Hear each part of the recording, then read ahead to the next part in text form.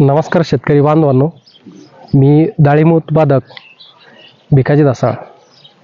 मित्रांनो, डाळिंब धरत असताना पिकाला हे पूर्णपणे कुजलेलं असलं पाहिजे आणि बिगर कुजलेलं जर शेणखत घातलं तर पीक भारी येत नाही.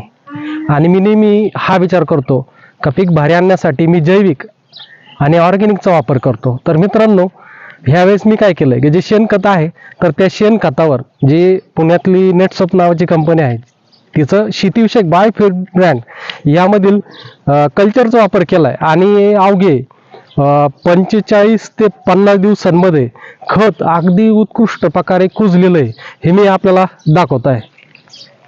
तर बघा मित्रांनो, ह्या अशा प्रकारे या ठिकाणी आपण 4 टेलर शेणखत कुजवण्यासाठी टाकलं होतं आणि हे टाकल्यानंतर याच्यामध्ये साधारण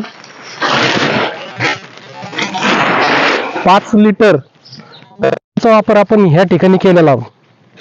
हे जे आहे तर मित्रांनो कल्चरचा वापर केला होता आणि आज बघतोय का हे जे खत आहे शेणखत आहे तर हे पूर्णपणे या ठिकाणी बघा पूर्णपणे मोकळं झालेलं आहे आणि या ठिकाणी गांडुळांचा सुद्धा या ठिकाणी बारीक सारीक गांडूळ हे बघा याच्यामध्ये गांडूळ दिसतोय. तर अशा प्रकारे याच्यामध्ये गांडूळ सुद्धा तयार झालेले आहे. म्हणजे बघा जे नेटसप कंपनी आहे तर तिने शेतीविषयक जैविक आणि ऑर्गॅनिक ब्रँडमध्ये जो प्रत्येक प्रकारचे जे प्रोडक्ट काढले तर खूप जबरदस्त असे काढलेले आहेत. तर बघा या ठिकाणी आपण हे जे बघतोय तर अगदी चहा पावडर सारखं कमी दिवसांमध्ये खत तयार झालेला आहे.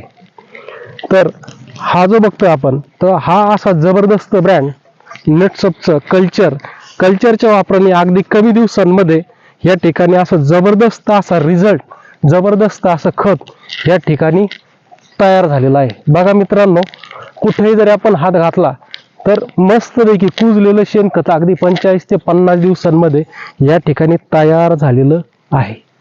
धन्यवाद.